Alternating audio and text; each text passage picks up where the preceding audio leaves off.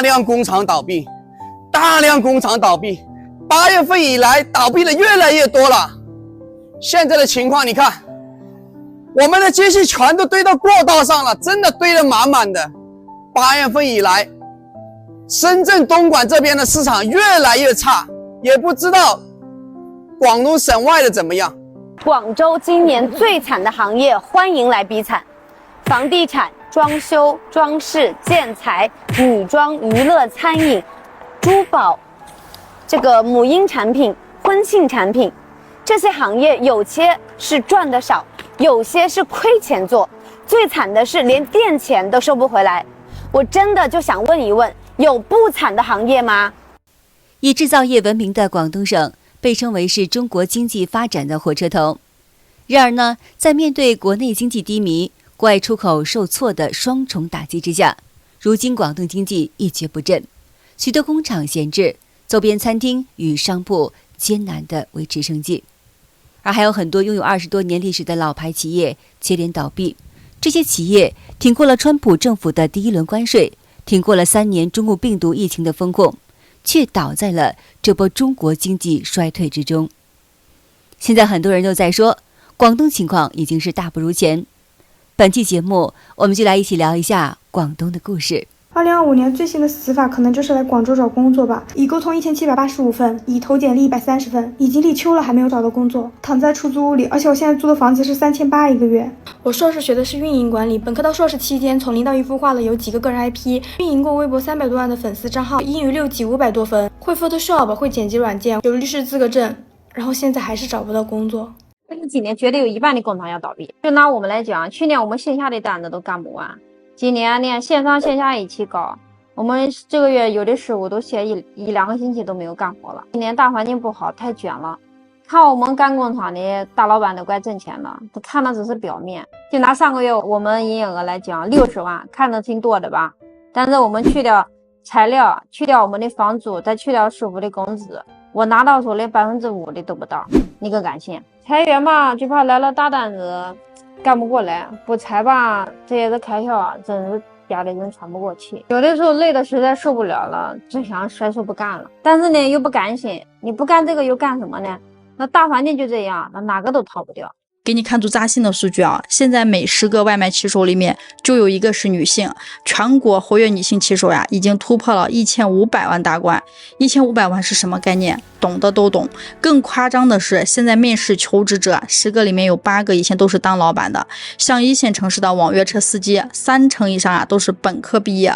我昨天打车还碰到一个开服装厂的老板在跑滴滴。大厂小厂都在关门呐。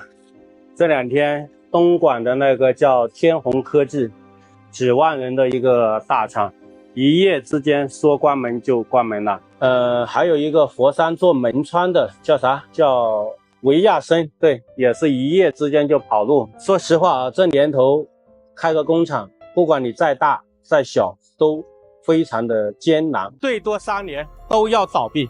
像我们这样的小工厂啊，看似没多少钱，其实这些铁疙瘩投入下来也不少钱。走到今天，我们这里的加工厂真的何去何从？工厂倒闭了，给大家汇报一下情况。目前呢，车间里收尾还有接近4000件，3000多件的收尾。等这些收尾收完了以后，就彻底的倒闭了。开工厂最后的结局就是车子卖了，房子抵押了，然后呢上了起步债，但是还好吧，至少呢工人的工资、材料商都可以减得掉。广东经济大衰退引起了很多国际媒体的关注。2025年8月25号，《金融时报》报道表示，在中国低成本制造业鼎盛的时期，东莞后街镇以鞋厂遍布，以为每年到访的成千上万国内买家提供热闹的夜生活而闻名。然而呢，随着美中关税战紧张，当地低端制造业陷入了结构性衰退，加上消费信息疲软的连环冲击，当地越来越多的工厂开始失去订单。连带周边的餐厅与商铺也在艰难中求生存。当地一位餐厅厨师说，他现在对生活前景感到茫然，生意很糟，很多厂子都走了，但我们的孩子在这上学，我们走不了。东莞啊，有一个知名企业悄悄地搬走了，他呢就是位于东莞长安的加德堡总部工厂，曾经的粮草大王，相信呢大部分都喝过他们家的粮草了。曾经呢在08年汶川地震的时候捐款了1个亿，高峰时期呢员工也超过了1万人。如今呢工厂已经搬走了，厂里面呢变得冷冷清清的，真的是太惋惜了。你有喝过加德堡吗？完了，这是彻彻底底的完了，这些设备要成铁了，完了，堆得满满的。8月份以来，东莞、深圳这边倒闭的工厂一家挨一家，这些堆得滿滿的設備，10天半個月下來，一個人都沒有。哇！廣州呢個商場做乜嘢啊？今日星期六，你睇下，靜到咁樣喎！星期六下晝4點36分，唔係啊嘛？成個場得個1、2、3個人行啫喎，眼前睇到一切係咪真㗎？唔好話你哋唔信啦，我都唔信啦。哎，倒闭了，卖了一早上卖50块钱都卖不到，哎，不知道干啥好，生意也不好干啊，老铁啊。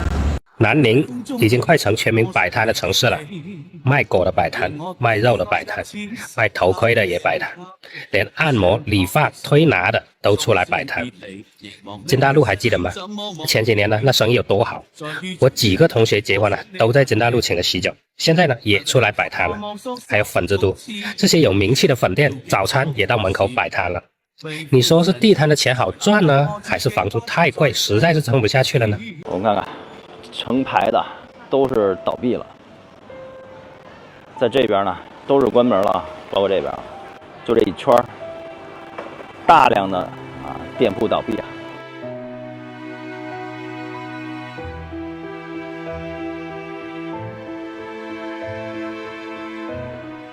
这是8月3号的凌晨6点钟，一晚没睡。昨天晚上又收到了一个消息，又是一个做短视频的一个车商兄弟，1000多方的展厅又倒闭了，感触真的是很深。当亏本成为常态的时候，你就会知道现在的一个二手车的行情到底它是有多差。大家现在的一个大环境整体来说，真的是危险。一位在深圳富士康工作的网友向海外的自媒体披露说，现在中国的环境变了，不仅仅是经济下行的原因，更在于中国政府的战狼外交不断得罪外资企业，尤其是台资企业，直接把我们这些底层的工人推向了深渊。据他透露，深圳富士康前段时间爆发了大规模的抗议与冲突，原因就是本来在富士康工作还能够养家糊口，最近公司领导越来越严肃，经常开会说订单减少，公司压力巨大，让我们必须要加快效率，却从来不提涨工资的事。渐渐的，工人们都感到不对劲儿了，很多人私下里都在传说，富士康准备把很多生产线转移到越南、印度与印尼，甚至有主管偷偷告诉我们，你们要做好心理准备，公司可能要走人了。这种传言让车间气氛越来越压抑，每个人都是心神不宁的，生怕自己是下一个被裁员的对象。终于有一天，还是迎来了。工人们聚集在厂区，有人拿着扩音喇叭喊，我们拼命干活，公司就要把我们卖掉。这就是台资企业被逼走的结果。那也有人直接咒骂政府，说是因为中国的战狼外交才导致的外资不断撤离。后来人越来越多，几千人挤满了厂区的大门口。当警察赶来时，情况开始渐渐失控。他亲眼看到工人与警察发生激烈冲突，场面混乱的无法形容，到处都是哭喊声与辱骂的声音。据说呢，那天晚上有几十个人受伤，还有几个人丧命。那一刻，他说他第一次真切地感受到了我们这些普通工人的命是那么的微不足道。倒闭，倒闭，倒闭！这一排商铺全部都倒闭了，几千万打了水漂。最惨的是什么？当时业主花几百万买的，有一些人还是贷款，现在商铺做不了了，但是你贷款还是要还的，如果还不上，银行一定会起诉你的，银行可不会管你这些东西。而且啊，他这个物业费还要交，曾经的一铺养三代，成为如今最大的笑话。我一个深圳人啊，在深圳混不下去了。评论区有个深圳的本地人说啊，在这里既赚不到钱，也得不到爱。如果说家里的房子拆迁啊，肯定会拿着钱去其他的城市生活，离开这种没有人情味的城市。那么深圳到底是怎么了呢？不信的话，一起来看一个数据哦。2023年年初，深圳总人口增长了200万，但是你不知道的是，到年底却离开了500万人哦，而且很多离开的人呢，20年都没有再回来。20年啊，请问深圳的吸引力还在吗？一觉醒来出大事了，横岗天虹居然要闭店了，到底什么个情况？我们进去了解一下。一进来商场就看到天虹的告示，天虹商场闭业时间为2025年9月15号晚上10点钟。我们跟现场工作人员了解到，是因为租赁合同到期了，天虹这边呢也没有打算续期，所以就选择了闭店。收到这个消息，是不是很震惊？家人们，我被辞退了。公司恶意调岗降薪，1万降到4000，4000在深圳怎么活？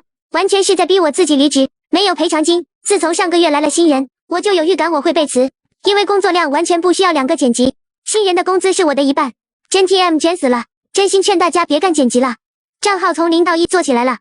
首先第一个辞的就是剪辑，因为短视频剪辑风格都能被学走的，找到更便宜的替代品肯定赶你走。我要重新找工作了。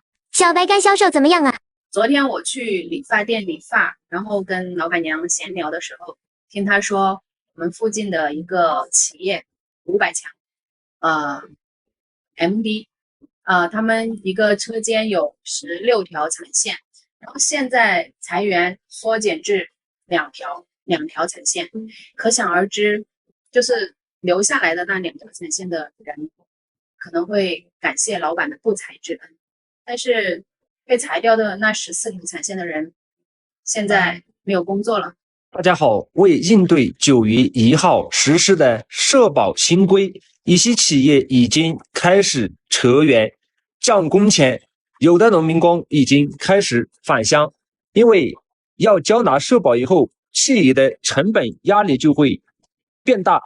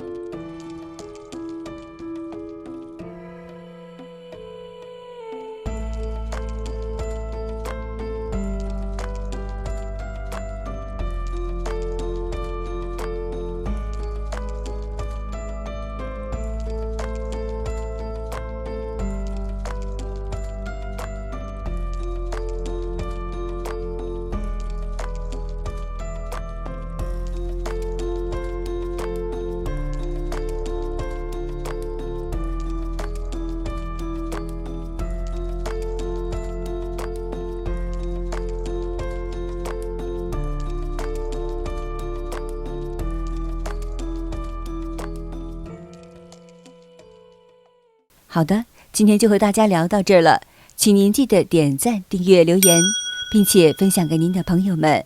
感谢您的支持，我们下期节目再见。